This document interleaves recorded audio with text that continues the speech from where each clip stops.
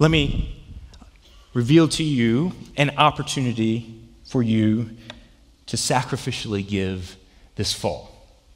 With our 150th birthday coming up, we've been praying as a leadership team and considering for quite some time what you can give, what you can do, what we can do together for the kingdom of God so that we can show our submission to God, so we can show our thanks for the grace He's given this place for 150 years. You're a recipient of the grace of God, the sacrifices of people before you. You have received this, so now what do we do? How do we meet the needs of this place, and how do we then get the grace of God out to those who need it? And so we have, for several months now, considered an offering, a challenge to give starting in August. And you'll see in the newsletter this week, and you will see online and in other places in the weeks and months ahead, you'll hear lots and lots about this opportunity to sacrifice. But I wanted just to present it to you. And if you don't get all the details, don't worry. They'll be coming down the line. But I do think it's important for me to reveal to you, to show you, and to invite you into this challenge with us. The amount of money that we're asking you to consider giving is $1.5 million. Now, this is going to be a big step of faith for all of us because every single year we continue to work towards meeting that budget, and we've fallen short in that. But here is where the step of faith is that we meet both our budget for the year as well as this sacrificial offering of $1.5 million. Now, here's something you need to know. God, in His grace, and is nothing but grace, allowed for us to receive a gift several months ago, a gift that we've just really set to the side, knowing that this day was going to come, a gift of $647,000 from someone who died, someone who passed away and left it through their estate. We're very grateful for that gift. We've used $18,000 of that to pay the parking lot across the street, but other than that, the remaining $627,000 is on hand. What a wonderful, wonderful gift that has been given to us. So we have that there. The purpose, what are we going to use the dollars for if we meet this goal? Let me break it down into three categories. Number one, renovations. Now, certainly on a campus this size and a campus this big, campus this old, the list can get pretty long when it comes to renovations. So what we've asked the renovations committee to do is to help us focus in one particular area. It doesn't mean there are other areas that won't be affected, but there's one particular area where we want to focus our attention, and the renovations committee is helping us do that. I've been meeting for several weeks now. And it's this area that's right out here to my right, what we call the Welcome Center area, where the desk is, and it goes around to the entrance to the fellowship hall and through the little, the corridor there between the men's and the women's bathrooms, out into the library, and then stretching down the B hallway. What I'm considering that the Welcome Center area. And we're asking the renovations committee to help us focus on spending the majority of the dollars to upgrade that particular area. And you say, now, why that particular area? Let me walk you through this as efficiently as I can. We have already addressed some of the significant needs. Not all of them, but some of the significant needs here in the worship center with this beautiful stage, with the choir loft behind us here, with the whole front of this worship center. We've already addressed that. Over in the fellowship hall where you are worshiping the modern service, we've made it possible for you to worship there. We've invested some resources there. But what remains untouched, relatively untouched for the past 20 years is this area out here that serves as a welcome to guests, that ties together the two worship rooms and is the connecting hub reaching all the way from adult education space on one side of the campus all the way down to student children and preschool on the other side of the campus. This is a very important space. And it's not only important because of traffic flow. You might say, well, everything seems to be functioning well. That's true. It's going okay. And this will help the traffic flow out here if we are able to restructure this particular area. But it's more than just traffic flow. It's a pivotal space because it is a space that speaks volumes about who we are as a church. Let me explain this just a little bit further. If you were to invite me into your home today for lunch, and that would be okay because I'm not quite sure what the lunch plans are, You were going to invite me, and maybe Shree's got it.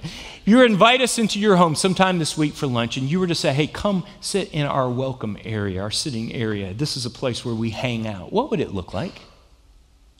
What would be on the walls? What would it be updated? Would it be current?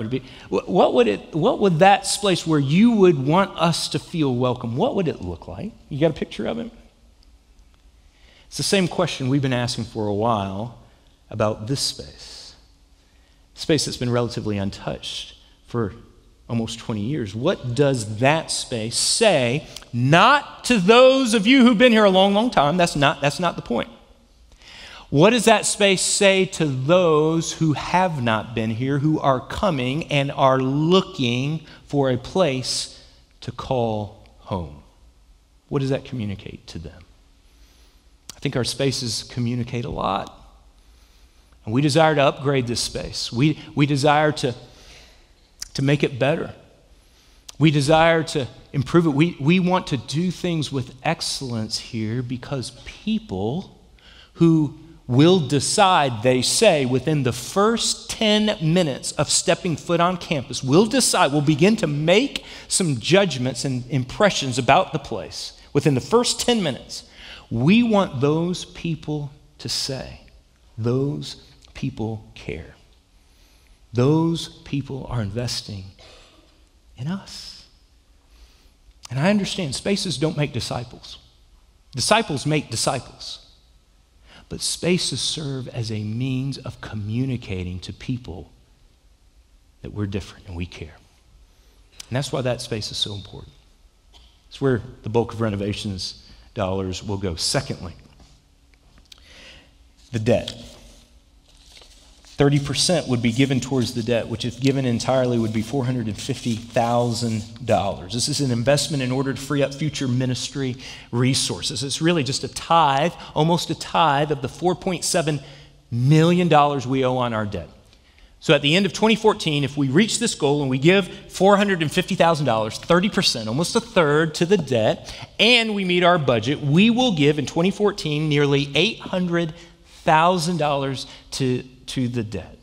We begin to make some headway there, so you see just how important this is. Thirdly, missions, 15%, $225,000. Now, this is in addition to what we already give on a regular basis. 18 cents of every dollar you put in the offering plate, if it's not designated, goes to missions.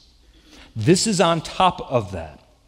And this is where we will give to our church planners that we're going to commission next week. The guys going to Boston, the crew in Salt Lake City, our people group that we just talked about, and other people groups that we long to reach.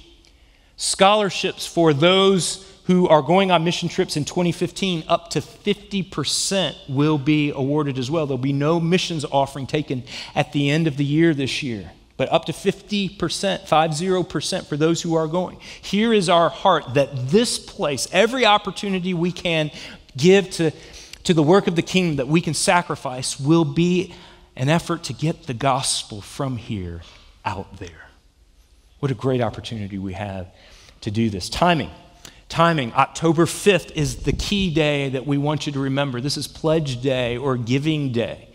This is where we will ask you to give. So you begin now to pray. You begin now to look. You begin now to say, what can I give? Here's what I want some of you to do. I want some of you to begin praying. Father, if in the next few weeks you were to give me an opportunity to give above and beyond, I want to set that aside because you're at work here. That's what I want you to pray. I want you to be looking for those opportunities. I want you to begin as a family to sacrifice so that when October 5th comes, as we begin to give in August, running into October 5th, on that day, you can say, here's my sacrifice, or you can pledge towards the end of the year. We understand that people at the end of the year, this is where many of you receive compensation, you receive bonuses, your salaries increase greatly because of what happens at the end of the year. We recognize that, so we want to give every opportunity towards the end of the year. But here's where the step of faith comes in, as I mentioned earlier. This is an opportunity for us not only to meet this goal, but to meet our budget. It's going to be above and beyond what you give regularly. For those of you who are giving faithfully and regularly, Thank you. It's been amazing to see since last October what God has done in the lives of those of you who have taken seriously the charge to give back to the Lord what is rightfully His. It has been amazing to see. We thank you for giving. But we long to see us step out in faith and for God to do exceedingly and abundantly above what we could ask or think. And meeting our budget, which we don't do very often. We end up okay at the end of the year just because we tie it down when it comes to spending. We rarely meet our budget, but to give this offering and to meet our budget would be an absolute amazing thing to happen in the life of this church. Now, we can do it. We can do it if we have the right attitude towards giving.